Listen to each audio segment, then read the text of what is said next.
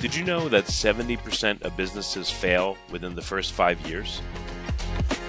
How do you avoid joining this business graveyard? Learn from other business owners who have overcome major challenges and gone on to run thriving businesses on the I Survived Business Podcast. If you're an aspiring or active business owner, tune in now to hear their can't-miss inspiring stories.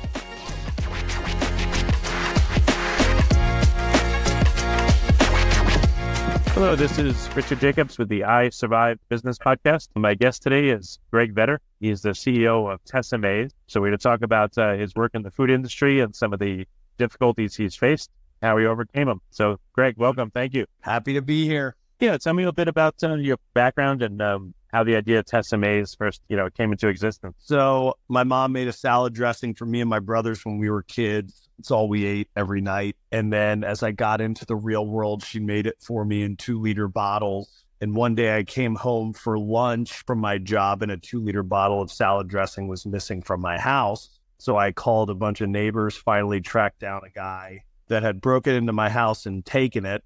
And so what kind of man steals another man's salad dressing? And I was like, did you toss his salad too? I'm just kidding. And I just said, I'm going to start a salad dressing company. That was in 2009. So that is when I got the idea. Okay. So who are the customers at Tessemae today? Is it restaurants or individual people? No. So we're in every major retailer in the country. So Whole Foods, Walmart, Target, Safeway, H-E-B, Wegmans, you name it, we're in there. That's great. Yeah. That's the success part. I know that people don't always want to focus on this, but that is the focus of the podcast. So, fortunately, we get to delve into some of the difficulties and the near misses and the challenges you had. So, maybe we can go through that. When, how early on were you kind of like, punched in the face by this business and had to deal with difficulty, and what did it look like? Yeah, I would say really from the beginning. I mean, I called the local Annapolis Whole Foods and convinced them to take a meeting with me. And they tried it. And then they gave me 200 pages of food manufacturing paperwork for me to fill out. And I was not a food manufacturer. So I had to figure out how to become a food manufacturer. And so just from the very beginning, it was a learning lesson, and they were life experiences of just getting beat up every day and having to pick yourself up, remain focused, stay focused on your goals, and then go kind of get beat up again the next day. And so in the beginning, we were just hand making salad dressing for, 2.5 to 3 years. And that was insane in itself because we did it at a rib restaurant at night when they closed. So we were making salad dressing for 40 Whole Foods at a restaurant in bowls, scattered around this kitchen from 10:30 at night till, 3 or 4 in the morning, hand bottling it, putting it in cases, driving it to stores ourselves, and just really trying to get footing in the space because we knew the consumer loved it, but then we had to basically build out an infrastructure for a product that did not have an existing co-packing option because we basically invented clean manufacturing. So we were the first ones to make salad dressing on a mass scale without thickening agents or preservatives or anything like that. So there weren't really any co-packing options. So we really had to build everything from scratch, which was not easy and not efficient. Well, tell me first. So, all right. So the big salad dressing people, they use a co-packer and what? They're like, how old or how long ago was the salad dressing prepared versus when you get it on the shelf for traditional makers? So all the big guys just have massive infrastructures that they own, and it's all about bottles per minute. And so the efficiency in which you can make dressing really results in the profit in that bottle. So they want to make it as fast and easy as possible with the longest possible shelf life. And so it probably varies with when they make it versus how long it can last on the shelf. For us, we basically did everything in real-time manufacturing. So we would get raw materials in the door. We would make the dressing or start making it that day. It would be in boxes and on trucks the next day. And that's how we operated for a very, very long time until COVID and until the supply chain crisis, which really just kind of messed up our entire manufacturing infrastructure for the most part in terms of efficiency. Well, before we get to that, how long is the shelf life of your dressing versus, like Newman's Own or some big company that does it? Because you're making it fresh. It was getting to the stores like super quick. So did you have the same shelf life or less, or what happened? No, I would say ours was less for sure. It really all just comes down to pH. And so ours was about a year. I don't know how long the other guys' stuff lasts. I know that you don't put the expiration date on the bottle for the actual expiration date of, you don't want to sell something to a grocery store and say, yeah, it's good for 20 years. No one's going to buy that. You know what jumps out at me based on what you just said is vinaigrette probably would last longer than like ranch, because vinaigrette has vinegar, acetic acid, so it's more acidic. It would probably keep bacteria down longer than a ranch, but it's creamy and probably not acidic. For sure, 100%. Okay, so yours was a little bit less, but with a store, like Whole Foods and the other stores were cool with that? Yeah, because we basically just really focused on making a superior product and making sure that the consumers knew about it and had access to it. And so we moved more bottles per day than the average Joe, which really in the grand scheme of things allowed us to make the lack of shelf life, if that was ever an issue, not an issue. Okay. That makes a lot of sense. What about consistency? Is the nature of salad dressing, is it easy or hard to make it consistent in taste, texture, thickness, spreadability, all that stuff? Or is it hard? It was hard for us because we were using all fresh ingredients and we weren't using any weird stuff. So when you get into some of the other dressings that have thickening agents and sugar and preservatives and then natural flavor, which is an additive to counterbalance whatever, whatever discrepancy there is in the actual raw material, they can make their stuff very, very, very consistent. We had to make ours very consistent through really great relationships with raw material suppliers.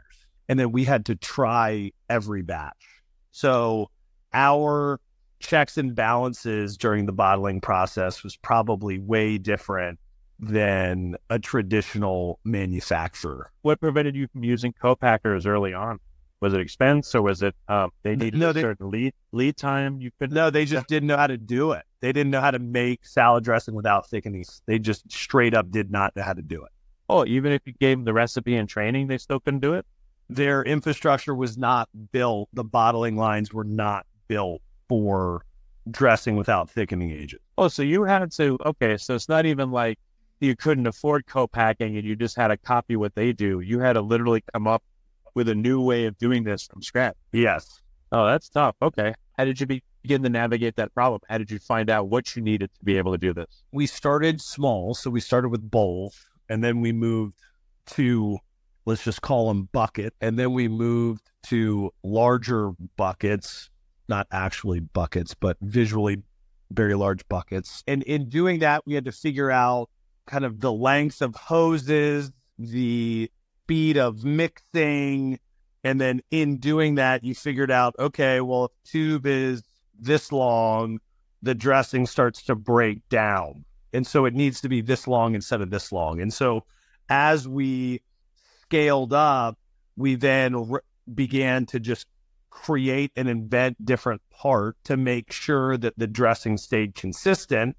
And so we just retrofitted machinery to do it.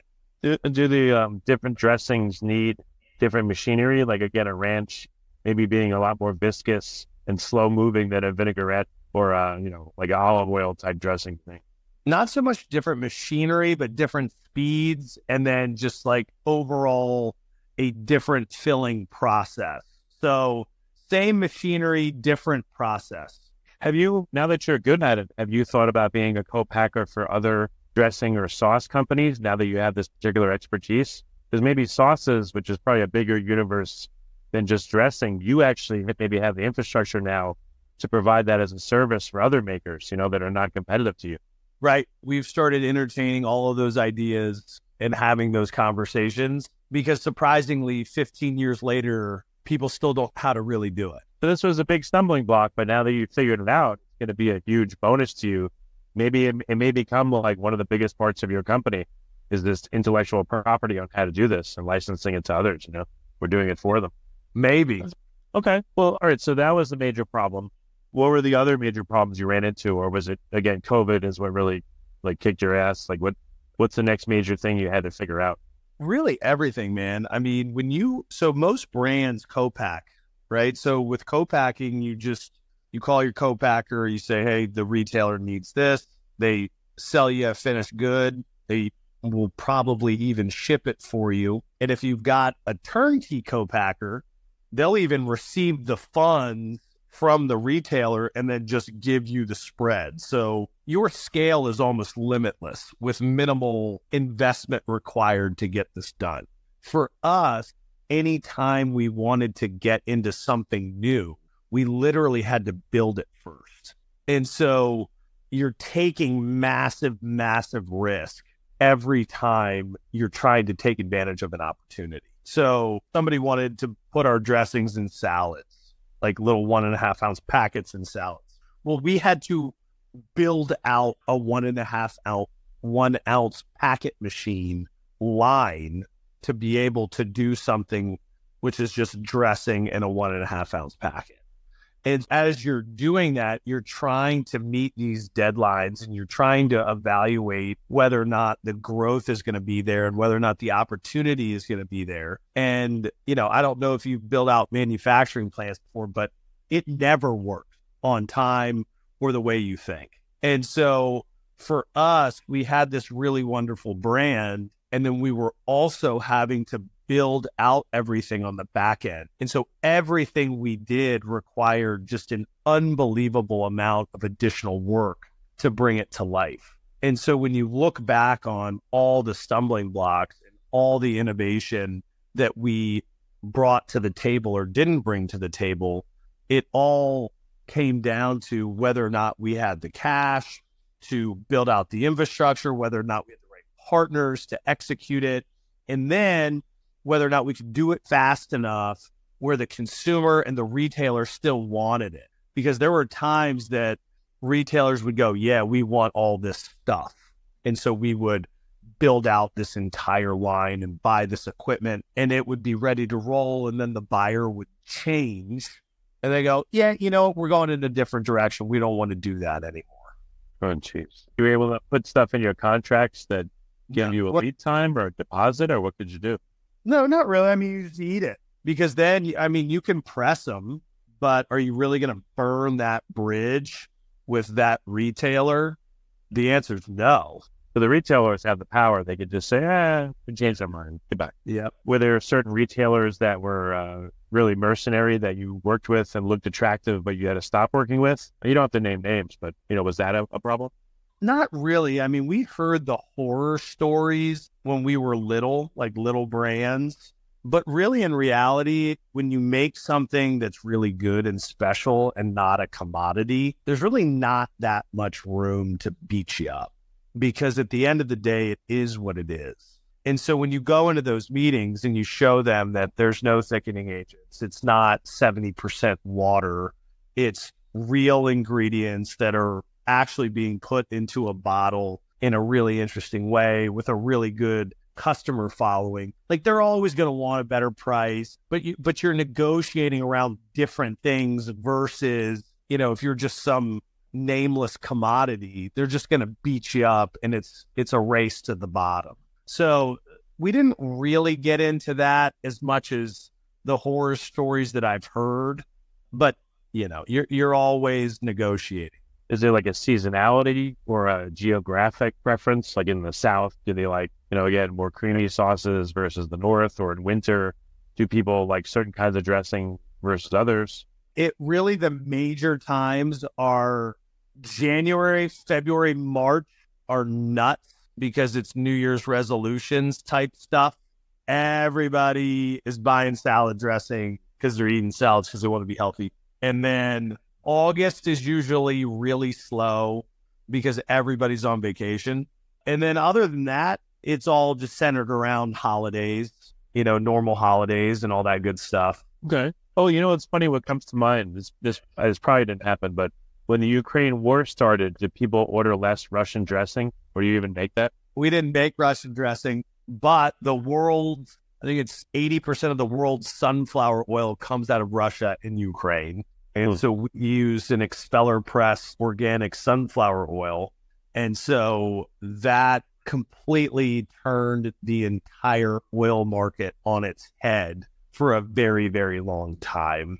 So that was actually insanity. That was my first heavy dose into global political issues, creating massive, massive impact on something as simple as salad dressing. Yeah, let's start with COVID, and then we'll talk about the Ukraine war and the supplies of sunflower oil. So what happened with COVID, in terms of the supply chain problems? Like, what happened to you guys? What'd you do?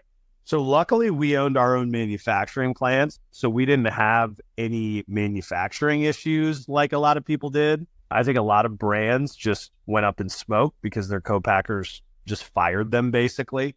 We didn't have that issue, but the issue we had was just very, very inconsistent ordering. And so in the beginning, all of our ordering, because we do everything just in time, it was clockwork. And then when the country shut down in the beginning of March, everything stopped. And so we were calling the buyers, and they basically said, unless you're toilet paper, eggs, water, or a disinfectant wipe, we don't care about you. And so you're sitting on raw materials. And so then you've got to make some judgments on, do you build inventory? And so it was just a really chaotic time. We were probably doing 30 to 40% more work for the same result. And so the main focus there was just keeping our people happy and safe, which we did a very good job of. But in terms of the profitability of manufacturing during that time, it was wild, because trucking went through the roof because every truck was tied up shipping, toilet paper or eggs. And so you're paying these trucks 2 to 3 times what you normally pay them.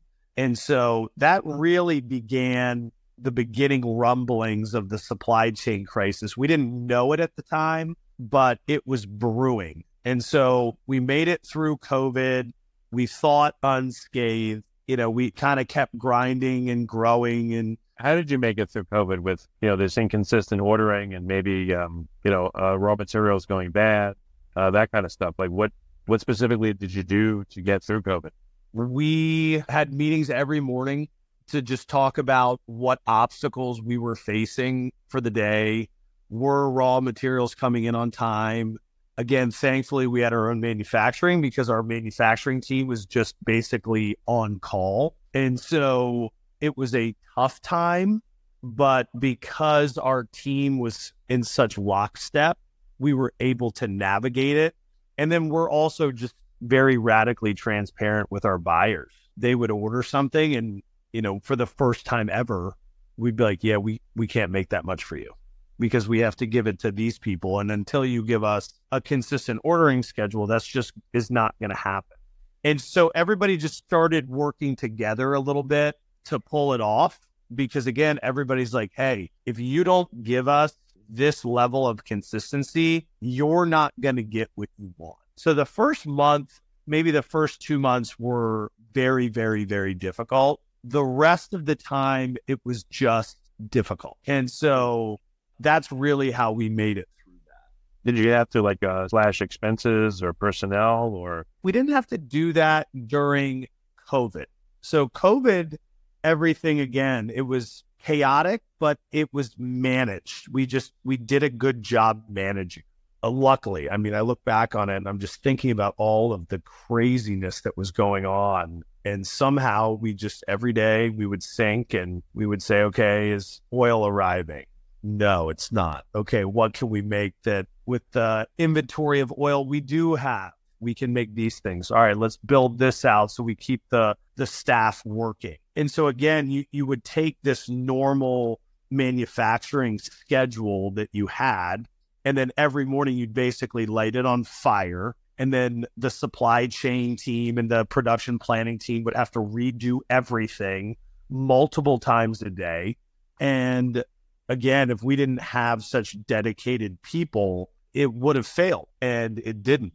And so again, everybody was having to do so much more work for what used to be just kind of a normal cadence. Were there any positive aspects to COVID that actually helped you? I think it showed the resilience in our brand and our product. I think it showed the resilience of our team. I think it changed all of our perspectives on time and the effective use of our time. And so a lot of our, office workers that we used to require to be at our building, we just were like, yeah, you don't have to come in anymore. You can work from home. It's more efficient. You can be with your family. The manufacturing team was able to basically take over the entire building and just have more space to be able to do what they needed to do. And so, again, I think it ended up working out and being a very wonderful thing for us in the beginning. The supply chain crisis, though, was probably a different story. That's when things really started getting out of control. All right, let's get into that. When did the supply chain problems really grow to a point where they were disruptive? What happened? Yeah, I mean, the big thing was like we started getting these pass-through emails or letters from our raw material suppliers basically saying, we don't have to give you a heads up anymore on price increases. We're just going to pass them through. And this is our legal letter saying that that's what we're doing moving forward. And so we would take those letters and we'd pass them on to the retailers and say, hey, this is what's going on. They're like, yeah, we'll let this go for a little bit.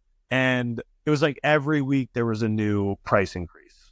And the retailers were slow to implement the pass-through. So you're getting squeezed on both sides. Gas is through the roof.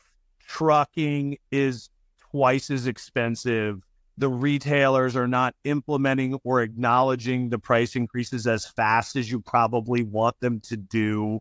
And all of that, you're in the middle getting squeezed on both sides, just kind of looking around, trying to figure out, how you're going to make payroll because all of your money is now going to trucking or overtime because the truck didn't arrive or it arrived at 6 p.m. And so now everybody has to make it, through the night instead of during normal working hours. And so all of those type of pass-through dollar issues and inconsistencies in the supply chain began to just, it was insane. And so then you're finishing COVID, supply chain crisis is happening. And then there was like a bird flu. And so then they're destroying all of the organic free range chicken eggs, in the country. And we emulsify our creamy dressings with egg. And so you're like, what else could go wrong? Honestly, I'm trying to think about what else could potentially go wrong. And I don't know if I can think of anything. And so every day you woke up and you literally prepared for some insane battle with forces that you do not understand, because that day it may be a trucking problem, or it's an egg problem, or it's a gas problem, or it's an employee problem. You're sitting there and you're trying to make great products for great people all around the country, and you're trying to deliver into your brand promise.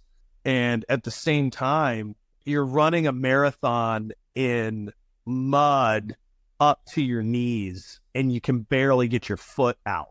And you're just like, wow, this is really hard. This is the hardest it has ever been. And that was really the first time that I looked around and I started thinking, these outside factors that are beyond my control are really, really starting to bother me. Because before those points, nothing was really beyond our control. Like, we could find a different supplier. We could find a more efficient machine.